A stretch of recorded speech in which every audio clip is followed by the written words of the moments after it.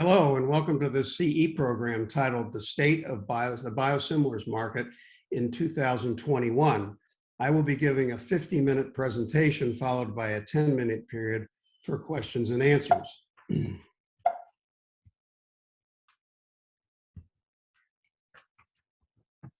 By way of introduction, I am Phil Schneider and professor of pharmacy at The Ohio State University in Columbus, Ohio. I am also serve as the advisory board chair for the Alliance for Safe Biologic Medicines.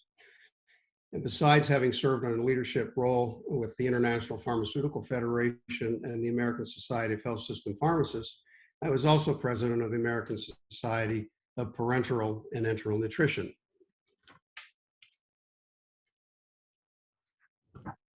A little about the Alliance for Safe Biologic Medicines.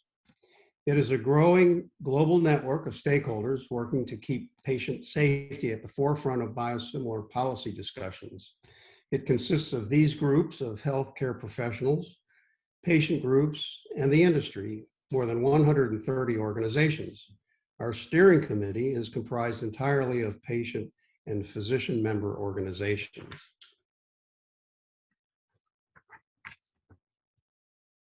In our work, we have reached out to physicians and pharmacists globally to find out what they think about biologics and biosimilars.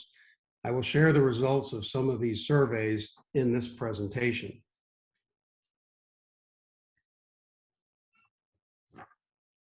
We have also been very active in sharing our perspectives on safety of biologics with regulators worldwide, including these organizations, the World Health Organization, particularly their international non-proprietary naming group, who establishes non-proprietary names for drug molecules, the Australian Department of Health, the Therapeutic Goods Administration, Health Canada and the Canadian Health Ministry, the International Conference of Drug Regulatory Authorities, and the International Regulatory Forums on Nomenclature Harmonization, which we sponsored on 3 occasions.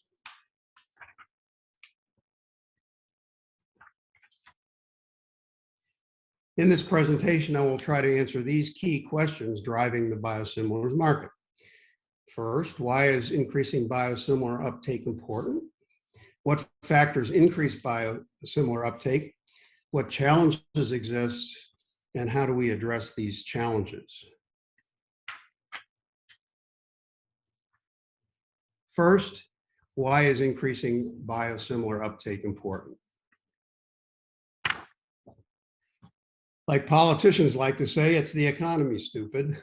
Well, concerns about rising healthcare costs in general and drug spending in particular have been rapidly rising. And while the cost of traditional small molecule drugs has plateaued, even started to come down a little bit, as you can see on this graph with the orange bars, the cost of biologic therapies is increasing. So as we think about health costs as a public policy issue, the costs of therapy are very important. And even though biologics only represent 2% of the prescriptions that are written, they represent a whopping 43% of drug spending. Given this fact, it is not surprising that drug prices for biologics has become an important issue and really affects the market. Estimates for the potential savings in the biosimilar market or biologics market resulting from competition from biosimilars is thought by many to be the answer to rising healthcare costs. And you can see the estimate savings on this slide.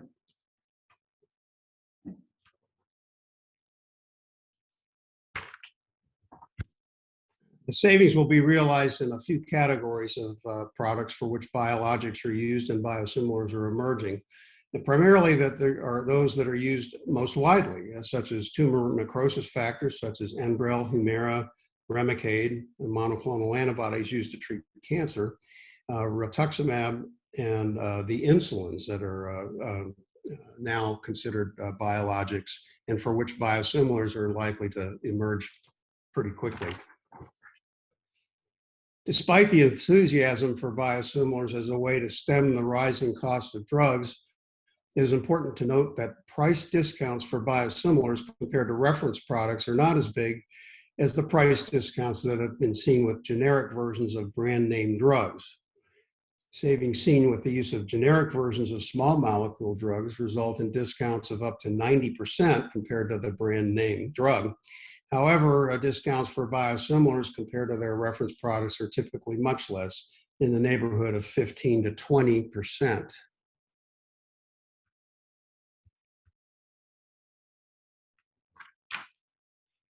What factors increase uptake? Well, let's take a look at a number of different countries to see how biosimilars use has advanced, and starting with Europe.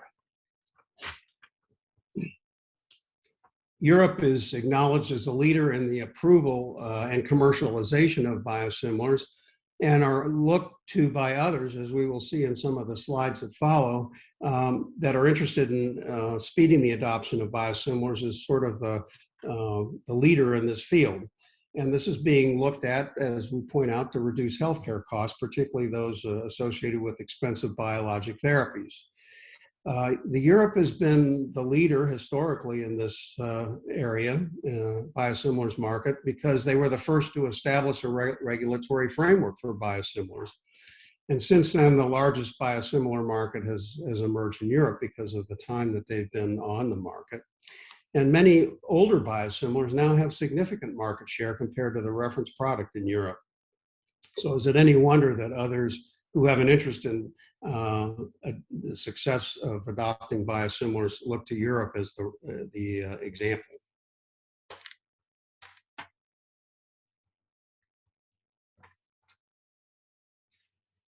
However, if we look at biosimilar adoption in different European countries, some variation is seen.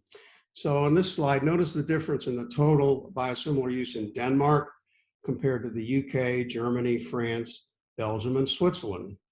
And while the adoption of a particular biosimilar may be quite high in most countries, there may be a few where it's not adopted widely at all. Why is this the case? In other words, one case in Europe doesn't cover all of the different European countries. Well, it's because of variation in government involvement, the reimbursement structures in different countries, and the tender procurement policies that exist in different countries. The European Union is comprised of different countries that have different cultures and different government policies.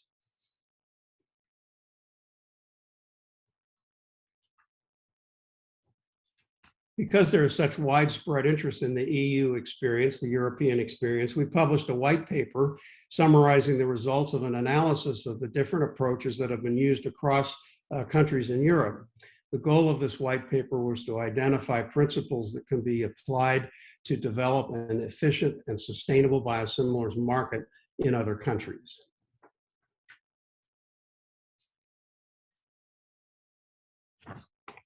Our analysis was based on findings from these 5 studies and reports that describe biosimilar markets in Europe, and you can see those listed on this slide. So we looked at a variety of different reports that looked at how biosimilars are adopted in different countries in Europe.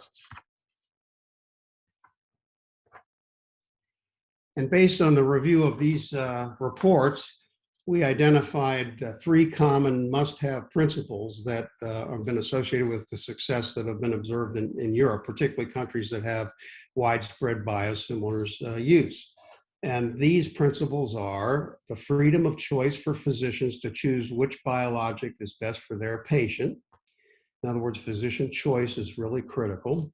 Secondly, considering factors in addition to just price when tenders are awarded, and those factors might include effectiveness, safety, convenience, supply chain issues, et cetera.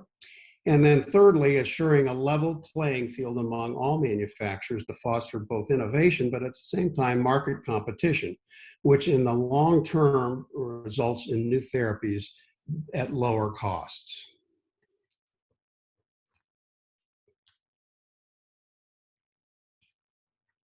So question number 3, what obstacles exist for increasing biosimilar uptake? Why are there problems? Why does so much effort have to go into this? Well, one of the concerns has been a practice called non-medical switching. And this is the definition of this is when patients are forced to change from their current medication therapy to a less expensive therapy strictly on the basis of economic considerations, not clinical reasons.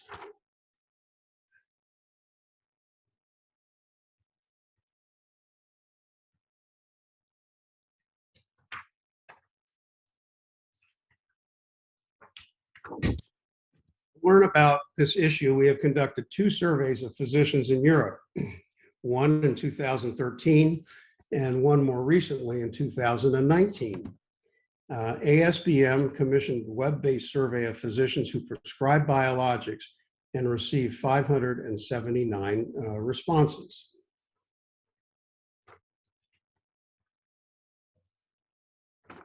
Here's what European physicians think about switching their patients from a reference product to a biosimilar. Most are comfortable prescribing a biosimilar to a treatment-naive patient, in other words, a person that has not been treated previously, and this is their initial therapy. But physicians are much less comfortable switching a stable patient from a reference product to a biosimilar.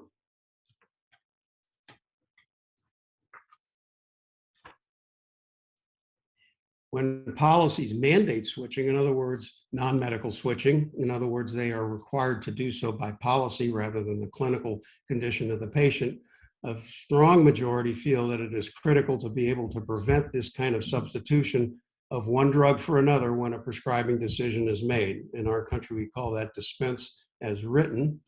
This opinion has actually increased since we surveyed physicians in 2013. So physicians feel that it's very strongly to have the authority to prevent substitution.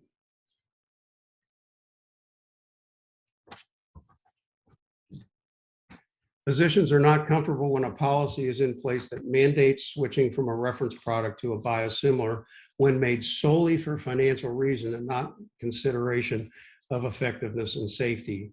This opinion is even stronger if a non-physician is mandating the switch. In other words, a policymaker or a regulator that does not have medical training.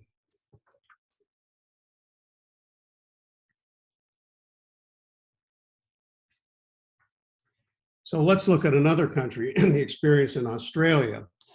So in 2015, the health minister in Australia made the decision to automatically substitute biosimilars in place of the biologic when prescribed by the physician. In other words, the health policy made the decision as opposed to the individual physician taking care of the patient. And this decision was made as the result of a recommendation from the Australia Pharmacy Benefits Advisory Committee. This is a payer, not a healthcare regulatory agency like the FDA, for example. And so the decision was based on economics, not on medical factors in the treatment of the patient, including safety.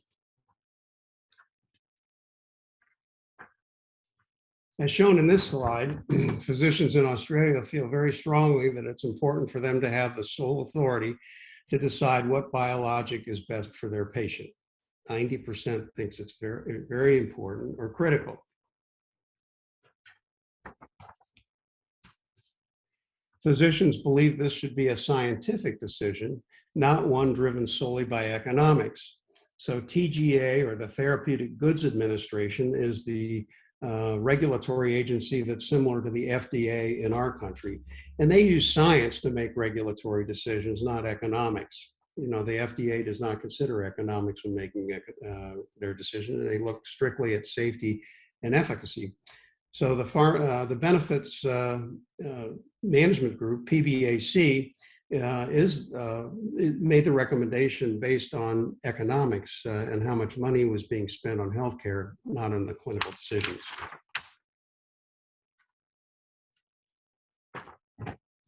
Thinking about science-based policy, we've asked physicians, and they tell us that they want switching studies to be done before a decision is made so that they can be confident in the substitutability, but not doing this on the basis of post-marketing surveillance after drugs have been approved and based on observing how patients respond to one therapy versus another and switching between the two medications.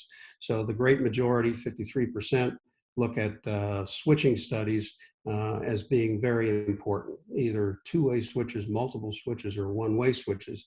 In market practice or post-marketing surveillance, only 27% of physicians think that that's adequate basis to make decisions.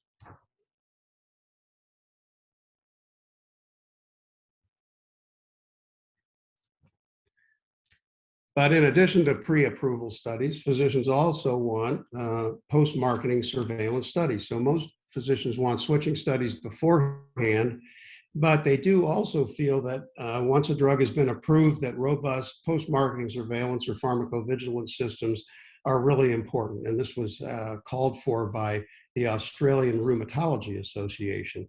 In other words, the idea of having confidence in the choice of medications, particularly in switching is mandated, is important for really both reasons. One is pre-marketing switching studies, and secondly is post-marketing surveillance or pharmacovigilance systems. Both are important to generate confidence among prescribers for the use of biologics. Physicians in Australia are very concerned about this mandated substitution. And so in keeping with that, the Australian policy does provide a provision for physicians to prohibit a substitution, I'll put it that way, prohibit a substitution by checking a box that say brand substitution is not permitted. And so when this was done, it was felt that most physicians wouldn't really take this effort to do this type of thing. But again, the physicians who prescribe biologics and biosimilars that are affected by this policy, including the Australian Rheumatology Association, it recommends that in addition to checking that box, that you actually write the name of the brand name of the biologics that's being prescribed, so that there are two messages to the pharmacist when the drugs are dispensed. One is the brand name is noted, and secondly, the box is ticked or selected or checked to indicate that brand substitution is not acceptable for their patient. And in practice, this has been what has happened in spite of pharmacy benefits scheme, thinking that physicians would not do this. They have done this. And so you can see in this slide, the practices undermine non-medical switching policies. And the lesson to be learned here is that forcing decisions on a reluctant group is not likely to be successful. And so there's important to have dialogue between the people that are responsible and accountable for the patients that they care for, and the government and policymakers that make decisions about what medicines can be used.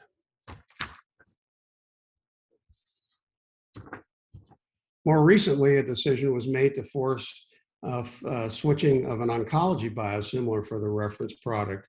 And so you can see here, this too has prompted a pushback from patient groups who feel that this is not only not going to increase treatment options by making more options available, but actually may result in quite the opposite. So patients have spoken loudly about urging a reversal of the policy. Because of the regulatory climate in Australia that considers economics over clinical factors such as effectiveness and safety, ASBM held a series of meetings with Australian regulators and policymakers, as well as pharmacy, physician, and patient organizations. And here's a list of the groups that we met with. And one topic of the discussion was US interchangeability, the standard that's being developed in our country by the FDA, or has been developed in our country by the FDA, that requires additional data to be submitted to demonstrate that a biosimilar meets substitutable criteria before it can be automatically substituted. And so we'll talk more about that later, but this is in response to the interest that Australian physicians have about a need for these kind of switching studies to be done before interchangeability policies are implemented. So the physicians we spoke with felt that the US interchangeability standard was an appropriate means for addressing the physician concerns that I shared with you on a previous slide. So now let's move to Another country, Canada, what's happening in our neighbors up north?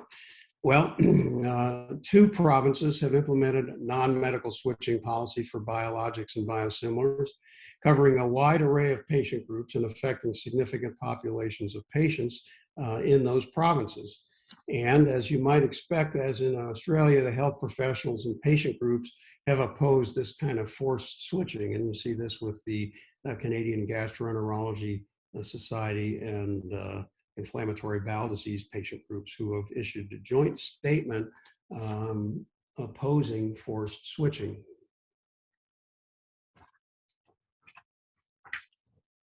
So a survey of Canadian physicians showed a lack of comfort with non-medical switching to a biosimilar, as seen here. The 64% are not comfortable with a medical switch being made based on regulatory considerations that are based on economics, not on the clinical factors of the patients that they understand in their care of them.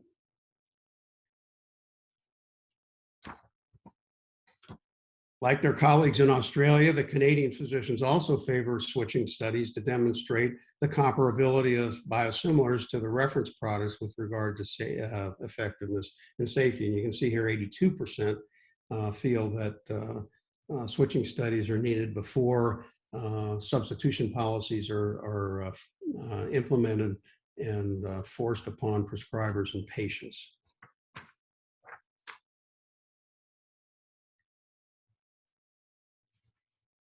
What's interesting when we look at Canada is that the regulators typically are not healthcare professionals, are citing experiences in Europe as being the basis for the non-medical switching policies that are being administered in the various provinces in Canada. So here's a Minister of Health talking about British Columbia and indicating that Canada is far behind Europe. And in order to catch up to Europe, they feel that forced switching is the way to do that.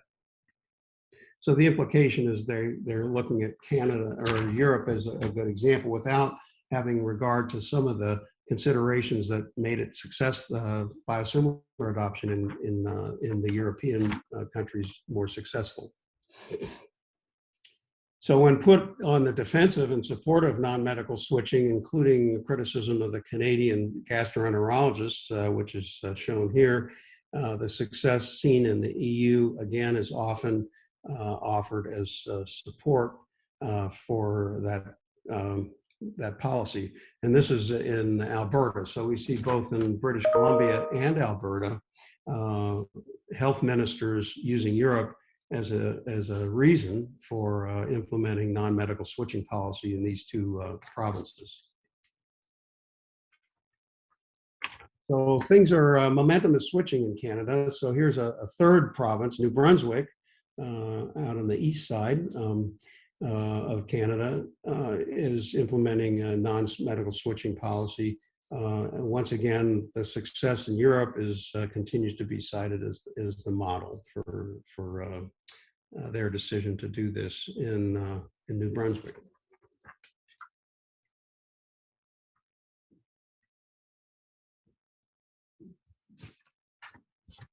Quebec too, non-medical switching policy has been an intent to do this has been announced, although it has not been implemented yet. And it's interesting to note that one of their consultant reports from one of their governmental agencies had actually suggested that this practice is not generally accepted by learned societies and the clinicians with whom they consulted. So you can see the quote here that non-medical switching in patients being treated with a reference product is generally not accepted by learned societies and the consulted physicians. But in spite of this, the government has announced a intent to implement non-medical switching in Quebec.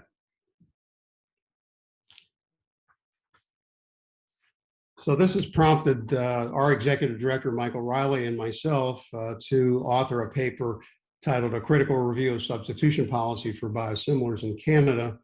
And the purpose of this paper is to look at practices in the EU, on which are allegedly the basis for Canadian policy, as well as policies in the US, which I will review in a little bit, and comparing those to Canada, and noting that we have had success in the EU and increasing success in the US without having to resort to forced switching policies the way is being done in the various provinces in Canada.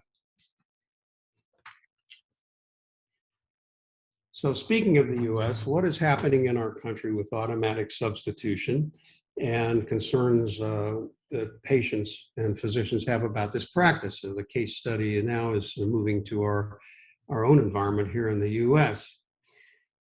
Well, in our country, what has been done, as opposed to debating about interchangeability of biologics and biosimilars, which exists in the EU and in Canada, the FDA in our country has actually made a decision to require interchangeability as a specific higher regulatory standard that requires more data, including switching studies. So to be more specific, a biosimilar is interchangeable with the reference product if it meets these criteria. First of all, it has to be a biosimilar, obviously, but it must demonstrate the same clinical results expected with the reference product and create no additional risk to the patient when switched back and forth between the biosimilar and the reference product. And if this standard is met, and if the FDA considers a biosimilar to be interchangeable, it may be substituted by the reference product without the intervention of the prescriber. So it becomes a generic biologic medicine, basically, and a pharmacist can do what they do with generic substitution. And so that's one of the ways to deal with physician and patient concerns about the interchangeability of biologics and biosimilars.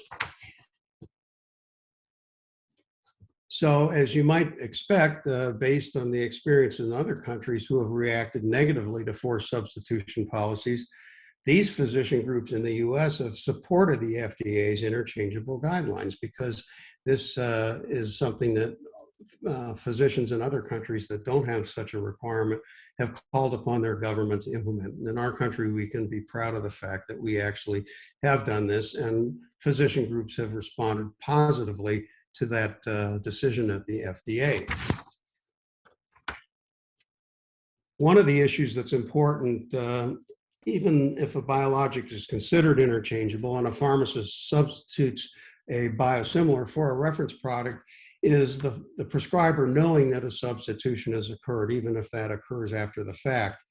And so we've surveyed physicians, and so in order to get acceptance of substitution policies in our country, in addition to having an interchangeable designation, it's also important to have regulations that require or specify that pharmacists and physicians communicate with each other when a change in therapies is made. And you can see around the world, there's very consistent feeling among the physician community that understanding or knowing about substitution practices when that happens for their patients is something that's very important.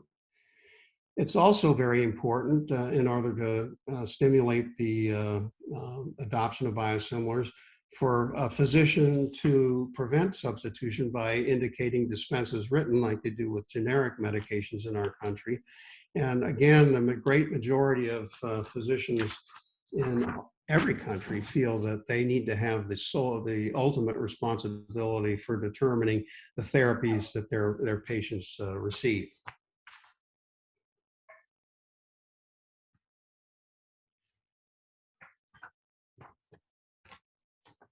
So in the US, to address this issue, legislation was needed in each of the 50 states specifying communication among pharmacists and prescribers when a substitution of an interchangeable biosimilar takes place. Biosimilars want this to take place before dispensing a drug, but pharmacists think this is an onerous and oppose those kind of communication requirements. It's the same as having to get prior authorization or getting the physician to change a drug while the patient waits to have their prescription filled. So passage of these bills required some compromise with legislators to be able to keep physicians happy, but also not to burden pharmacists with excessive workload. So if we think back to when this effort began, initially only a few states were able to pass legislation requiring communication between pharmacists and prescribers, along with some record-keeping requirements. And you can see here the green states are the ones that had automatic substitution that required communications, but doing so that were not unreasonable for the pharmacists.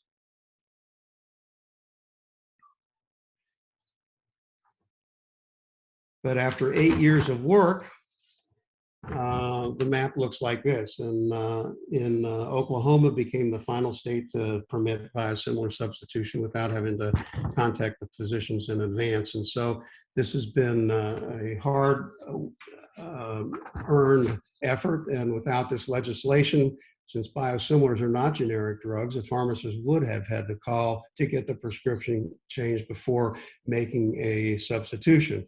Some pharmacy groups oppose this, but I don't think that they had a sense that this actually facilitates easier substitution of interchangeable biosimilars than would have been the case if this legislation had not passed. Now, there are no current biosimilars on the market, and it's a good thing that all this work occurred over the 8-year time frame to get all 50 states to have substitution legislation in place. However, here we are in 2021 where it's very likely that there will be biosimilars on the market. And here are some examples of ones that are likely to be considered interchangeable biosimilars this year.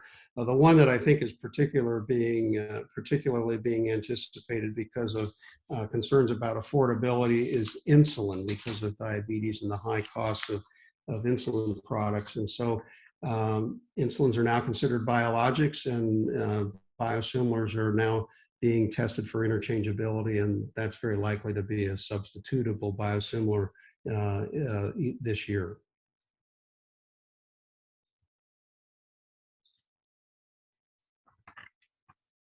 So when these interchangeable biosimilars become available, again, which is expected very soon, interchangeable biosimilar will be able to be substituted by pharmacists in all states without having to communicate with the physician in advance. And this long process highlights the way to create a successful market and financial incentives to create an interchangeable designation, which introduces more competition into the market, drives prices down, and fosters innovation, and controls healthcare costs, things that I think all of us would agree are important. So how about biosimilar uptake in the US? We've talked about the difference between US policy and that in Canada, Australia, and to a certain extent even Europe, because they don't have an interchangeable designation either. And so our policies are unique. And so here's a paper that we published along with our clinical director, Dr. Madeline Feldman, who's a rheumatologist in New Orleans, and Michael Riley, our executive vice president. And it shows and analyzes the US biosimilars market in the past 10 years that they've been approvable in the US. And so the rate of adoption has been actually, even though we started later, the rate of adoption after we got started is actually faster. As you can see, 28 approved by the FDA in the first 5 years that we've had approval, compared to 11 that were approved in the EMA during its first 5 years. So we are catching up. So here's a snapshot of what the biosimilar market looks like today in the US. Here's where we are now. There are 29 biosimilars approved, and 20 of those are actually on the market for clinical use now. In the US, biosimilars have gained a significant market share in the majority of therapeutic areas in which they have been introduced. So, for example, biosimilars average 20 to 25% market share within the first year of launch. and some are projected to reach 50% within the first 2 years. First to market biosimilars, in other words, the first biosimilar compared to follow-on biosimilars, the ones that come to market first tend to capture a greater portion of the segment compared to later entrants. And as an example, filgrastim, which has been on the market the longest, and for 5 years has achieved 72% market share. So I think that's very impressive. Some oncology biosimilars are achieving 40% market share, and some of the tissue necrosis factor widely used in inflammatory diseases, inhibitors that is, have had the most limited adoption with approximately 20% market share.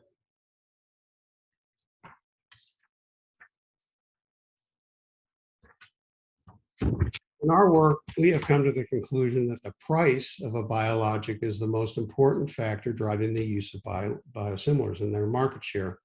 As in Europe, as more and more biosimilar launches in a given product class become available, competition drives prices downward, discounts decrease, and biosimilar market share goes up. So, for example, the first biosimilar in the US, as I mentioned before, filgrastim, was launched with a 15% discount over its reference product. Today, with an increased competition, that discount has increased to 35%, and it has attained majority market share. So price competition in the marketplace works to improve uptake of biosimilars.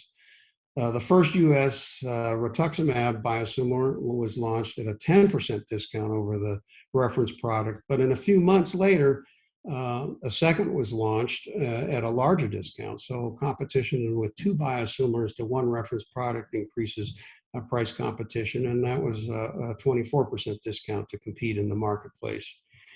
So as it becomes routine to have 3, 4, or 5 biosimilars approved for a reference product, we expect this trend and the savings resulting from this trend to continue.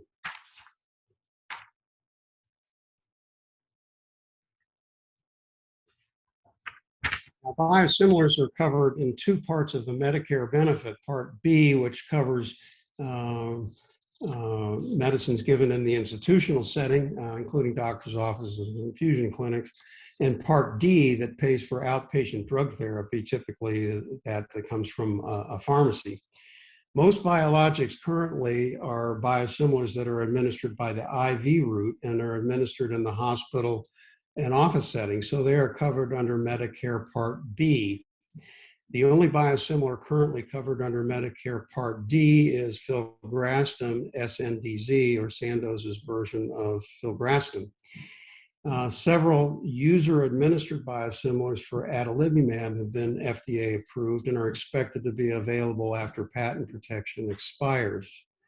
For Medicare Part D drugs, community pharmacists may or may not be in the supply chain as the biosimilars market matures, however. Biologics are usually considered a specialty tier drug, which means it must come from a specialty pharmacy, not from a typical community drugstore.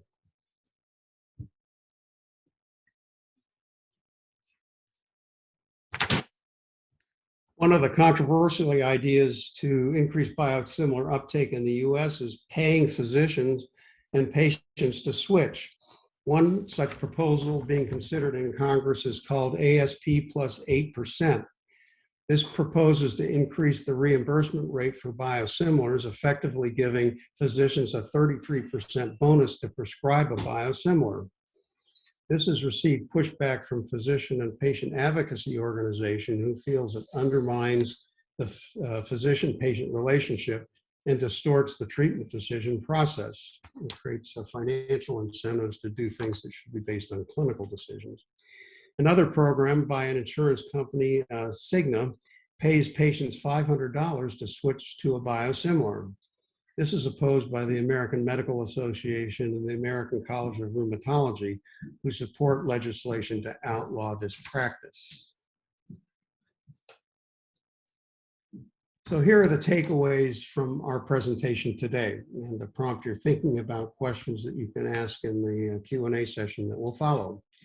Europe remains the leader in biosimilars approval and commercialization, but the US market is catching up as it is poised to overtake it.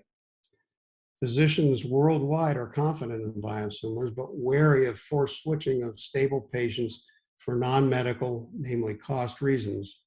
This practice has received pushback from physicians and patients and can undermine biosimilar uptake. The European and US experience shows that forced switching or forced substitution is not necessary to achieve high uptake and savings, though this may take time. In both markets, competition between multiple reimbursed products has created downward pricing pressure and savings. As biosimilar discounts increase, so does uptake. And finally, multiple products competing on a level playing field contributed to the success of biosimilars in Europe. Government policies incentivizing the use of one particular product distort the treatment decision process and may create pushback from physicians and patients, as we've seen in Australia and in Canada. So that concludes my presentation. I'd like to thank you for your attention. And now we'd be pleased to open up for a 10-minute question and answer session.